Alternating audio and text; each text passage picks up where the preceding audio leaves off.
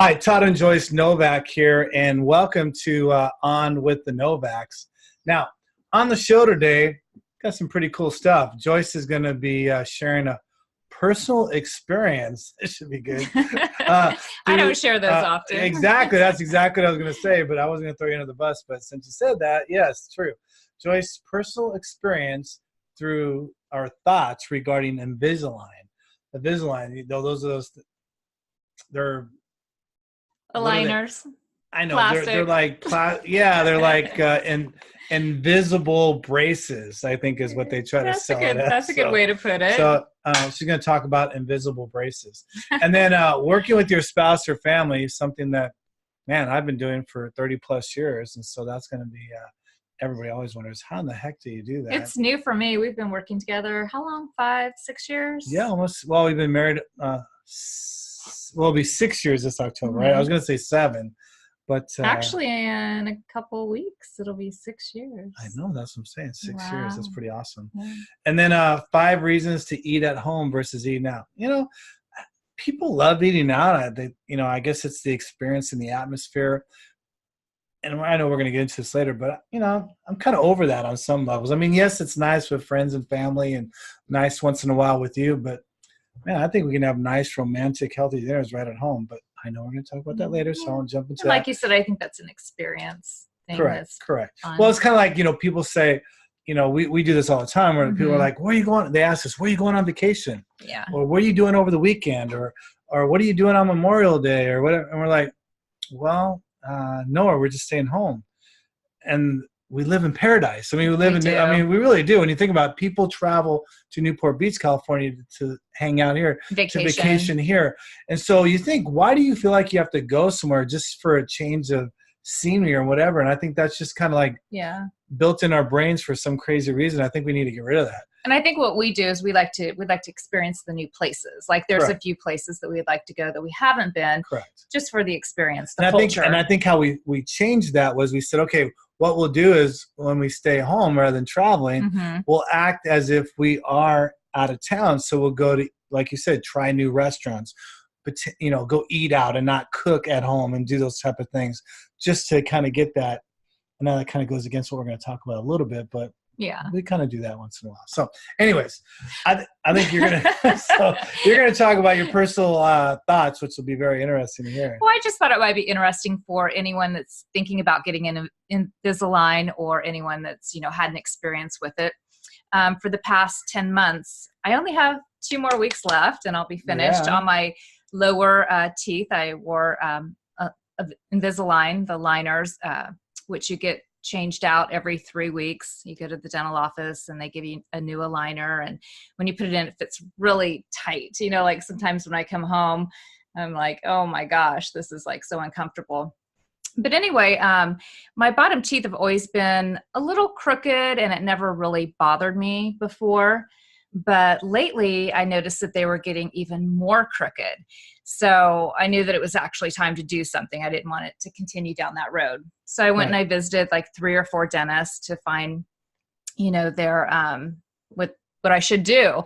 And it came down to my decision to get the Invisalign versus braces.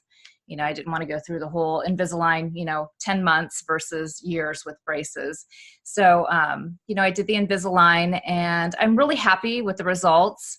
But it was just really kind of a pain in the butt the whole time, because you have to wear it 22 hours a day. You can't eat with it in your mouth. So you're saying you're eating more than 2 hours a day? Well, when I got the Invisalign, I was like, oh, okay, well, I'm going to lose weight, because if I have to keep this in my mouth 22 hours a day, I'm going to be really conscious about like not eating. But I think you look pretty good. It didn't stop me. I think I just pulled it out when I wanted to eat. I'm gonna interrupt you there. I think that's like a true but untrue statement. Really? Yeah, because think about it. Like we go to Costco, like, I don't know, twice a month maybe, and we'll do like most people, have little snacks and have the samples, right? Try the samples. And you're like, no, I'm not eating any samples because I got my Invisalign in, and you stopped eating samples at Costco. I mean, I must have taken off 10 pounds not eating samples at Costco, right? But I mean, that helped. Yeah. I mean, that really, and I felt like you were more disciplined because you don't have to take it out. And I think the reason why is when you take it out and eat, you have to brush your teeth. And you have to floss. And you have to floss before you put it back in. You can't put it back on. You can't put this plastic thing over your teeth, with food in between or whatever. I guess you could have brought your toothbrush, toothpaste, and your floss and your purse. Yeah. 8 samples and went to the bathroom, brushed your teeth, floss, and put it back in. Those samples are not worth that. That's for sure. No way. And then I noticed even going to some parties once in a while, you just like, oh, I got my Invisalign in, I'll just leave it in. Yeah. So, maybe it did help a little bit, not as much as I hoped that it would. But now that I'm coming, to the end of wearing it, I had great results with it. But then I found out, just like with anyone that wears braces, it's for life. When you wear braces, you have to wear the retainer at night when you sleep. Well, I'm still going to have to wear the You're gonna have like aligner. straps around. No, not straps around my head. Just the same plastic aligner that I've been wearing the whole time. But it's a lifetime commitment. And that's funny. And that was not funny, but it was interesting because you found that out a couple of weeks ago. You're like, what? You thought this was like, 10 months and done. I swear when they sold me, they did not tell me that it was. I should have known that, but I just. And by the way, it's a little extra money because you're going to need to buy some more of these. Like, what? The rest of my life. Yeah, exactly. But no, I'm happy with the results. Anyone that's thinking about doing it, I highly suggest it. Just hang in there. But don't think you're going to lose a lot of weight is what I'm hearing from you.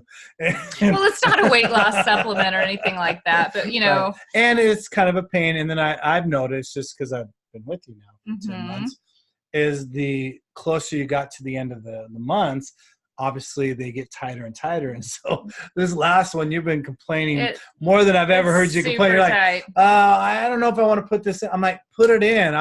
My big joke is, I paid good money for that. Put those in.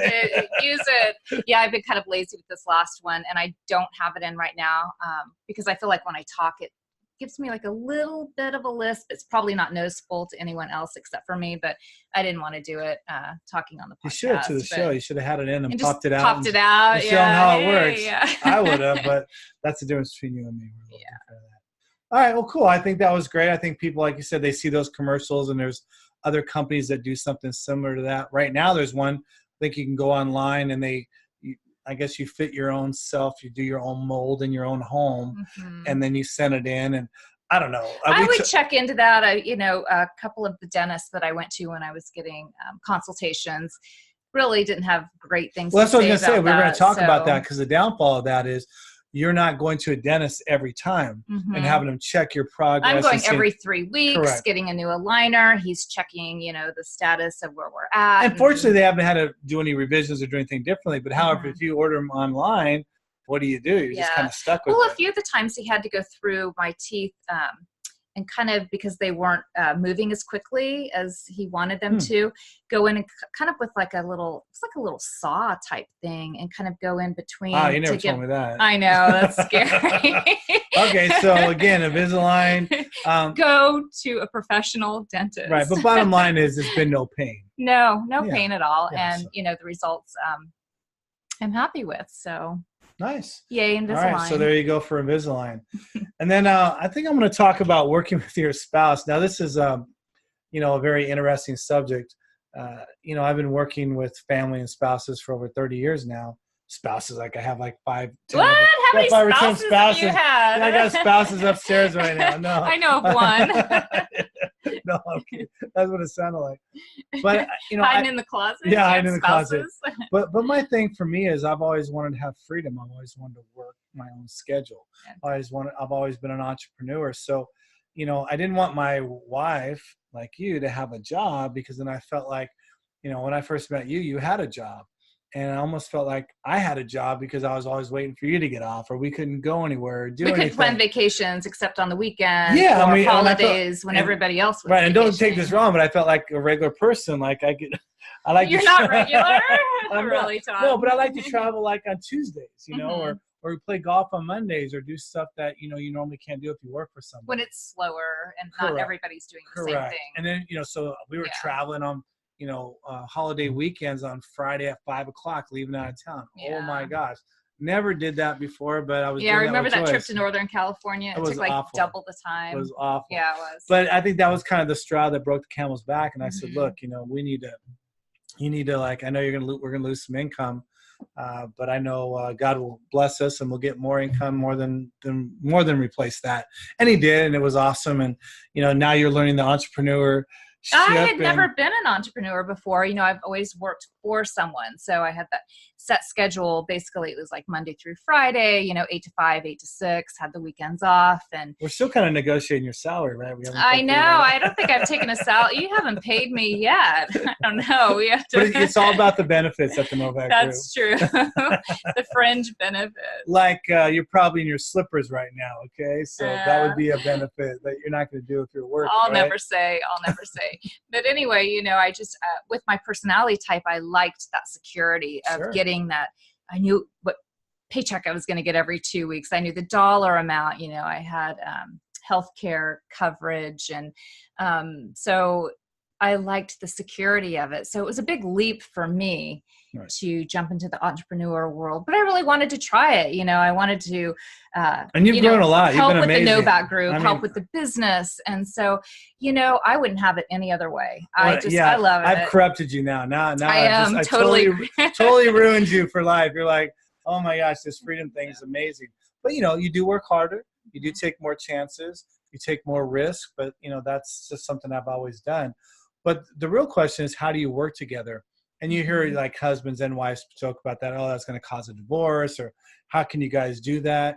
And listen, but it's not for everyone. No, it's not for everybody. Yeah. But this is what I was going to say. It boils down to respect and communication. Mm-hmm. I've always said that. So people tell me, look, when you become my friend, one of the first things I say is, look, I only ask 2 things from my friends. Respect and communication. If we give that to each other, if I respect you, you respect me, it's going to eliminate a lot of fights and a lot of problems. Mm-hmm. And if we do need to talk about things, as long as we're communicating, I think you can work anything out with correct communication. Exactly. And that's something that you really helped me with too, is communication. Before, I was really bad about communicating my feelings. I would actually run away from things. Like if we disagreed about something, I would shut down and not talk about it. But you were like, no way, Jose, we're talking about this. So yeah, because life is too short. I need to move on to the next thing. I can't have my spouse or family member mad at me for a day or two. I mean, that's so unproductive. Yeah, and I totally agree now. Yeah. So let's duke it out for 30 minutes. No, yeah, right. But let's just get it. Let's get it over with. Mm-hmm. And communicate. Communicate. I mean, we don't really fight, but we have disagreements. Absolutely, you have certain ways that you think things. We grow from those disagreements. I think of something, and you no problem sharing your feelings now. No, I have no problem sharing my point of view. But the cool part is, at the end of the day, we come together, and I think that's the most important thing. I'm not your boss. You're not my boss. We're in this together. It's not a dictatorship. Even though a lot of things do revolve around me because, I'm the speaker, I'm the one that delivers things, I'm the author, all these things. And it seems like it revolves around me. You're the person that's doing everything in the background, and more importantly, kind of holding the glue that holds the Novak. Yeah. And plus you always are with me, and people now see you with me all the time. And so it's a great asset having you. But again, I have to acknowledge that and let you know that, and that gives you worth and gets you excited about it. And then, so anyways, I wouldn't have it any other way. I mean, we work out together, we work together, we eat, we sleep together, we travel together. Yeah. I mean, I don't even like going on a trip, speaking or with a client, helping their team with their sales or whatever without you. Yeah. It's like, I tell people all the time, I got married to be with you, not to not be with you. Aw, thank you, babe. We're just talking to a client the other day, and he's like, oh my gosh, where's Joyce? Oh my gosh, she's like 50 feet away. I've never seen you two that far apart from each other. Kind of jokingly. Yeah, we do things separately. Well, we do, I know. But people joke about that all the time because they always see us together. And you know what? I'm totally fine with that. Yeah.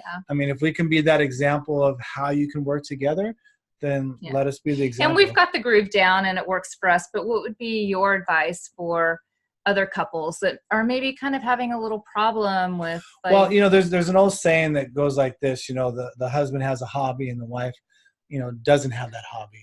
And the husband's always doing the hobby stuff, right, or doing what he loves to do, and she's complaining that he's always out doing other things without her. And so in that example, I would say the wife needs to make that hobby her hobby. So let's say he's a golf nut like me, and she doesn't play golf, which I don't play golf. I know, but if you want to spend time with me, that's a good place to guarantee to spend time. Yeah. 4 hours on a golf course, and you may not like it initially, but you know what? If I'm passionate about it, then maybe that's a way for you to be with me and be around me. Now, some guys will be like, hey, no, that's my only time I'm away from my wife or whatever. I'm out with my buddies. Right. Yeah. But, and I still do a lot of that without you. But the point is get involved with each other's hobbies. So a man can get involved with a woman's hobby. Now, I'm not talking about going shopping because I know guys don't like to shop. Yeah.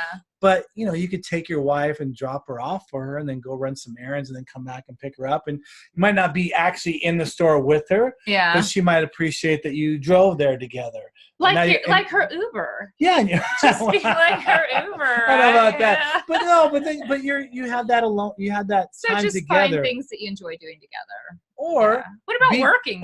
Or be part of them somehow. Maybe not 100%.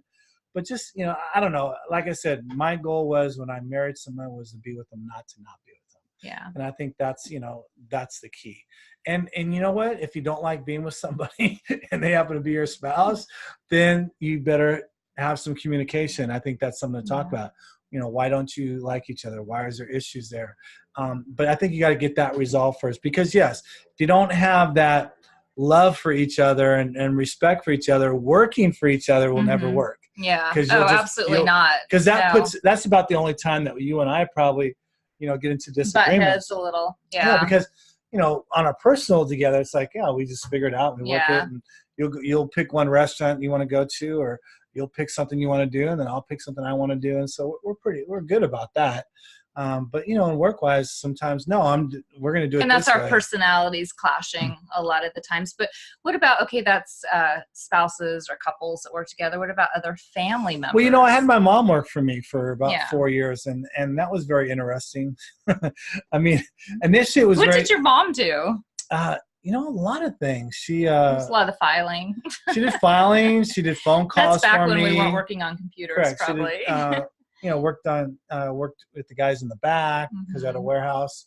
I mean, she did a lot of things for me. She was, but what was nice about having your mom is your family members tend to be very passionate about your success, and they want you to succeed. Exactly. Now, sometimes they take things a little too personal and those type of things. And so, you know, eventually we realized it wasn't the best fit. So after about 4 years, you know, my mom decided to, it felt like my wife sometimes. Probably, right? She moved on and got her career started in a different job and those type of things. But, you know, working with families is not always easy. I don't always recommend it. But if you can do it, it's very cool because, you know, at least you have the same passions. You have the same goals together. They know you. And I would hope you could really trust family members. You know, sometimes I know that's not the case, but most of the time you can trust them. Well, you hear about horror stories all the time about bookkeepers and different people that, you know, steal money. Exactly. But hardly you hear about that through family members, right? I mean, you usually hear that about strangers. So, you know, there's pros and cons, but I guess the bottom line is, you know, if you can work with a family member, I would say go for it. I mean, just set up some boundaries, have some guidelines. And if you are the boss, especially working with family members, I think that's where you need to kind of draw hey, I am the boss at work. There's the work relationship, and then there's a personal relationship. And so that's what I try to, you know, have to have conversations with you sometimes. It's like, I may act this way at work, but don't take that as something I would do to you personally. Yeah. Because sometimes I get in work mode, I just need to get things done. And so we've talked about this. I'm in the process of hiring an assistant just so I can not dictate to, but just put things on and say, I need to get this done and I need it done in this time frame. Without it being questioned. Yeah, because I'll tell you and you'll be like, well, I got to do cooking. I got to cook this meal. I got to do laundry. I'm like, hey, that's great, but I just need this done, right? Yeah. And so it's kind of funny. So that's kind of the unique part of it. So, you know, but we realize there comes a point where you got to have someone where you can just, you know, give things to them, let them get things done. So, but anyways, I wouldn't have it any other way. I kept my freedom by having you work with me. So that alone is worth it.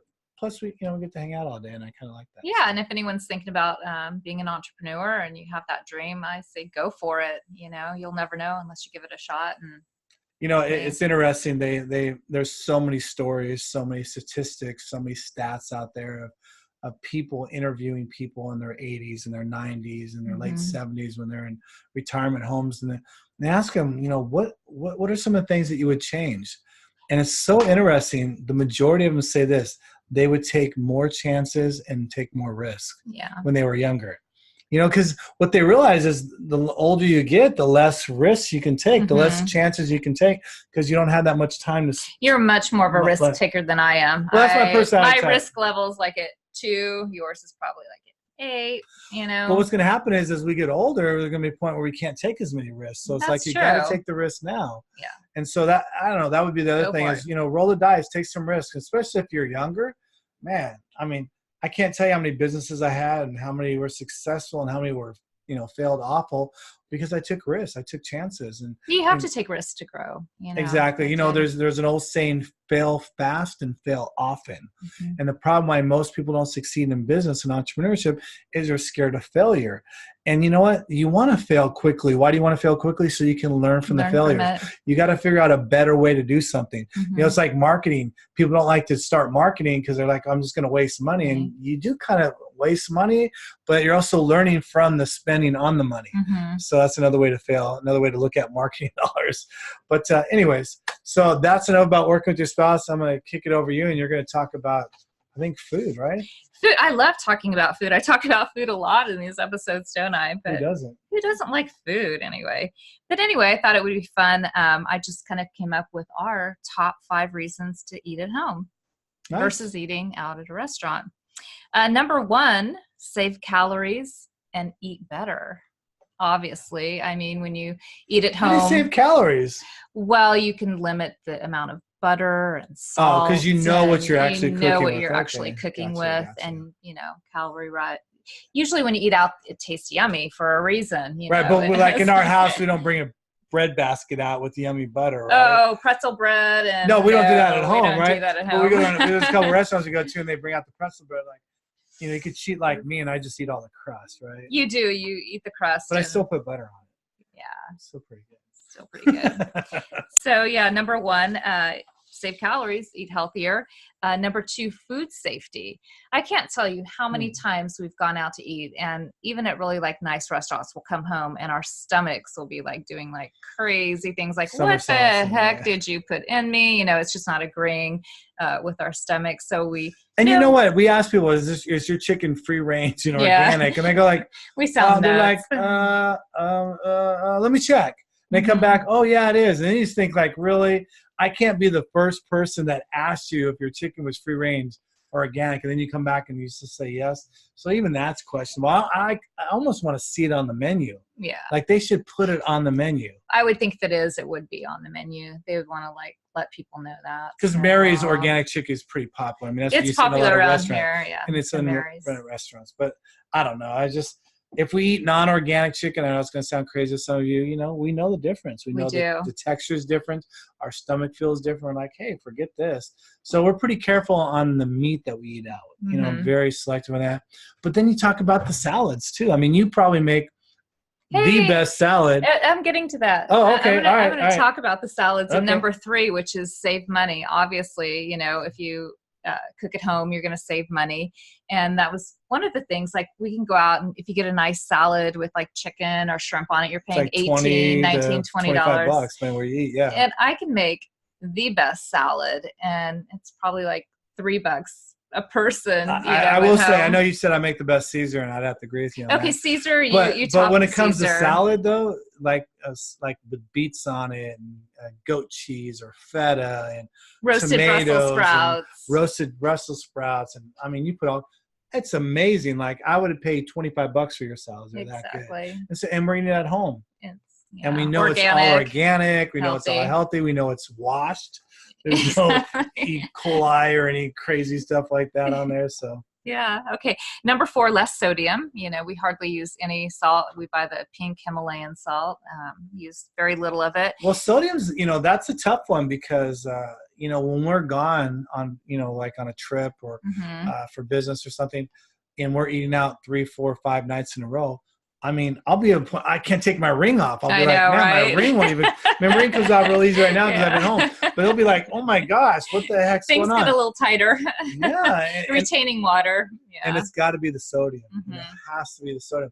And again, you know, if you're going to eat salt, you need to eat, you know, sea salt or Himalaya salt. You know, don't eat table salt. And you know what? probably shouldn't keep talking like, but just don't grab the salt and pepper shaker and start putting stuff on there. Like taste your food first.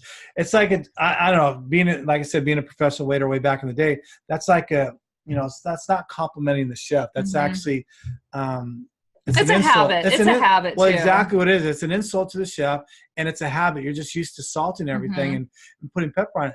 And if things are done correctly, especially in a restaurant, you should never have to add salt. That's like people that live in, like those people that live in New Mexico, they put green chili on everything. How do you taste the food with all that green chili? Well, I love green chili, so, but you're right. It gets to the point they put it on their turkey at Thanksgiving.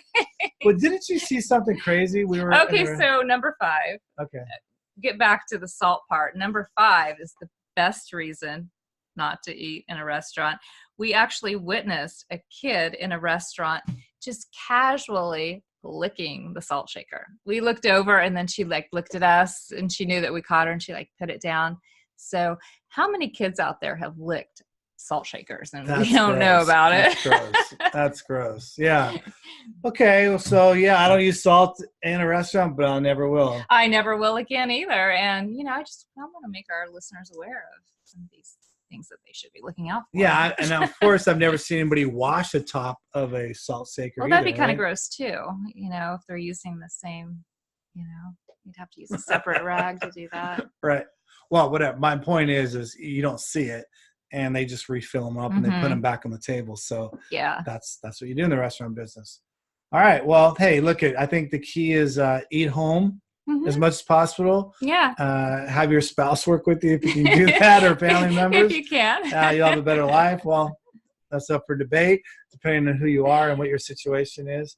But hey, that's what we're here for, to kind of challenge you. And hey, if you want a Invisalign, go for it. But you got to know you're going to wear it for life, right? You're going to wear a retainer at night. I guess you're not going to have the straps, but you're going to have this thing. Hey, if you have any questions, just shoot me an email. Ask me. I'll answer any questions you might have. So again, this is On With The Novaks, Todd and Joyce Novak. Hey, we want to hear from you guys. Shoot us an email at onwiththenovaks@gmail.com. So what is that? ONWITH. THE. Yep.